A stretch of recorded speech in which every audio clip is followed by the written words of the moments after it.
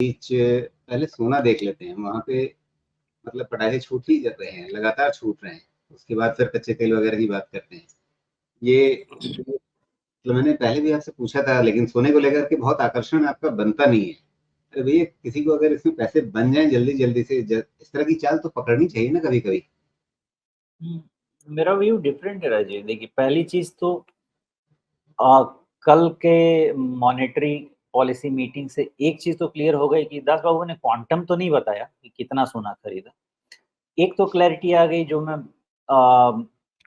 Pattern देख के या पास्ट का जो ट्रिगर्स है वो देख के मैंने बताने की कोशिश की कि ये गोल्ड का राइज जनरल राइज नहीं है, ये सेंट्रल बैंक के अलावा पॉसिबल नहीं है। Because as bullion, as precious metal आप इतने भी हर लेवल पे तो जमा करके रखेंगे नहीं, बिकॉज फिर उसकी भी मार्जिनल यूटिलिटी आपके पास रहेगी नहीं। मतलब वो जिस दिन उनकी खरीदारी रुक गई, और मतलब जिस दिन उनका पेट भर गया उस दिन काम खत्म, उसके बाद फिर चाल रुक जाएगी, आप इस और इशारा कर रहे हैं।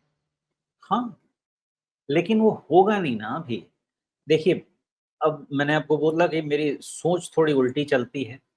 गोल्ड आप क्यों खरीद रहे हैं जब आपने एक सब कुछ ब्रेटन वुड के बाद आपने सब कुछ डॉलर पे पेग किया हुआ है। तो आज क्या ऐसी ज़रूरत आ गई है कि आप डॉलर की जगह अब गोल्ड पे जा रहे हैं? बात बिल्कुल साफ है कि अब जो बैलेंस ऑफ पावर है, वो तभी हो पाएगा ग्लोबल इकोनॉमीज़ में जब डॉलर पे डिपेंडेंस आप थोड़ा कम कर लें। तो इमीडिएट तो आप कम कर नहीं सकते हैं, पहले आप अपना दूसरा सेफ्टी नेट बनाएँगे और फिर डॉलर पे डिपेंडेंस कर पाएँगे कम। तो उसके लिए पहला काम क्या शुरू हुआ कि आपने बाइलैटरल सेटलमेंट करेंसी में शुरू किया, जो आपके नेबरिंग कंट्रीज़ हैं या जिस कंट्री से आपका एक्सपोर्ट-इम्पोर्ट का एक बैलेंस बनता है। पहला काम आपने वो किया। दूसरा काम आपने ये किया कि अब हम गोल्ड के तरफ शिफ्ट होते हैं। तो कहीं पे भी आप बात करेंगे तो चाइना है 17 trillion dollar economy and India is 4 trillion dollar economy. Russia of course in trouble. तो ये सब लोग गोल्ड रिजर्व बिल्ड कर ही रहे हैं। सम फाइन डे ये इनको एक पार्शियली डॉलर इंडिपेंडेंस देगा और फिर ये जियोपॉलिटिकल टेंशन जो भी चल रहा है, जो कि थोड़ा सहम-सहम के लोग चल रहे हैं, और उग्र होगा। और मुझे लग रहा है गोल्ड उसके लिए इस्तेमाल होने वाला है। मेन मुद्दा मुझे तो गोल्ड का वही दिखता है।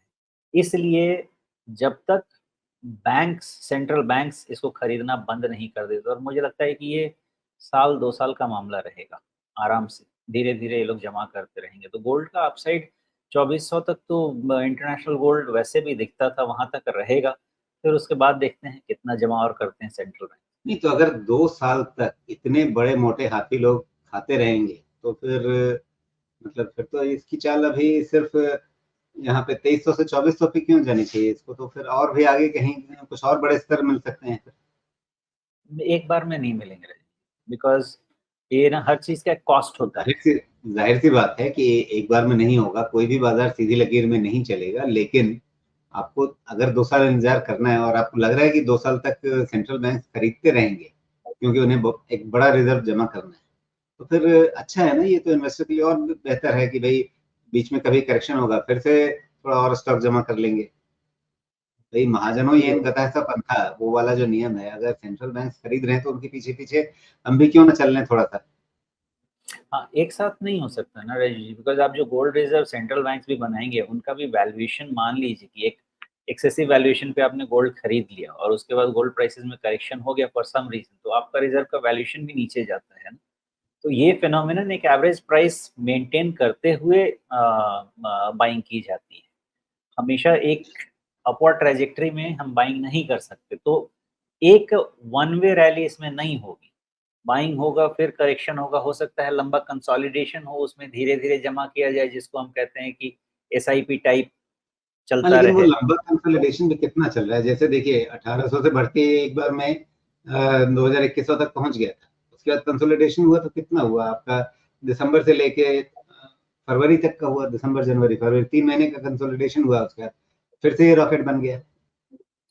हाँ, तो फिर जैसे बुलियन, पर्टिकुलरली जो बुलियन का साइकिल होता है ना, ये क 10 साल, 20 साल, जैसे रियल एस्टेट का साइकिल होता है, वैसे होता है। तो एक बार ये साइकिल लग गया, तो 10 और 20 साल चलता है। मुझे लगता है कि ये गोल्ड का साइकिल 2008-10 के आसपास शुरू हुआ है, तो आप वहाँ से 20 साल अगर पकड़ के चलते हैं, तो करीब-करीब 2030 तक का तो साइकिल इसका होना चाहिए। नॉर्मली मैंने देखा है जो हिस्ट्री कहती है कि बुलियन के साइकिल 20-25 साल तक तो रहते हैं। तो अब मान लेते हैं अगर थोड़ा पीछे जाके देखें भी गोल्ड का साइकिल कब लगा था यहाँ से, तो एक आपका 2000 से शुरू हुआ जो 2010-11 हाँ, 10 वाला ठीक है।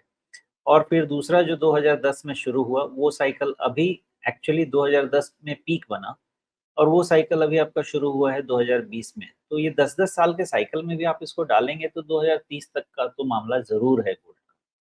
तो ओवरऑल ट्रैजेक्टरी अप रहेगी। अब मैंने गोल्ड में यही हमेशा देखा है कि गोल्ड इन टोटैलिटी एक वन एसेट क्लास है और वोलेटाइल एसेट क्लास है, तो मैं अपना पूरा फंड वहाँ पे कमिट नहीं कर सकता। एज़ डाइवर्सिफिकेशन तो थोड़ा करके सभी रखते हैं, रखें, कोई दिक्कत नहीं है, लेकिन क्या मैं 100% कमिट कर पाऊँगा? नहीं कर पाऊँगा। 5% सोना बहुत होता है आपके टोटल एसेट एलोकेशन के। उस हिसाब से करके रखने में जी, कोई दिक्कत नहीं है। आपके सारे व्यूज का सारांश मुझे ये समझ में आ रहा है कि गोल्ड पे आपका नजरिया काफी बुलिश है, लेकिन जो आपका बेसिक फंडामेंटल प्रिंसिपल बना हुआ है कि 5% से सोना ज्यादा नहीं रखना है, उस नियम ने आपको बांध रखा है इसके बारे में कुछ और ज्यादा उत्साह जताने से। देखिए, डाइवर्सिफिकेशन एक ऐसा आप कह लें कि किसी भी पोर्टफोलियो का अभिन्न अंग होता है। एसेट एलोकेशन भी जो हम करते हैं, उस एसेट एलोकेशन में हम बहुत ज़्यादा किसी चीज़ में स्क्यूनेस नहीं दे सकते हैं। तो अगर गोल्ड के अंदर आप मुझे 20 टाइप का गोल्ड दे देते थे या 50 टाइप का गोल्ड देते थे, तो हो सकता था कि मैं अपना एसेट एलोकेशन वहाँ पे 25% ले जाऊँ। लेकिन अब डिफरेंट प्योरिटी ऑफ गोल्ड पे तो कोई इन्वेस्टमेंट नहीं हो सकता ना, गोल्ड एज़ इन गोल्ड पे इन्वेस्टमेंट हो सकता है। तो और ऐसा भी नहीं है कि मैं गोल्ड को आपको रिस्क फ्री बोल दूँ, इन्फ्लेशन प्लस 2% के हिसाब से ही लॉन्ग टर्म में लेना पड़ता है।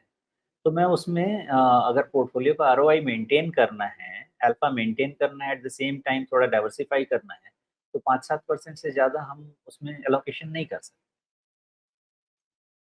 जी, तो कुल मिलाकर के गोल्ड अच्छा लग रहा है, लेकिन आपको अपने लिमिट उसके अंदर पोर्टफोलियो के अंदर जो एसेट एलोकेशन आपने तय कर रखा है उस सीमा से बाहर जाना जो है वो समझदारी नहीं होगी। इस बात का जरूर ध्यान रखना है और बीच बीच में इसमें उतार चढ़ाव आते रहेंगे।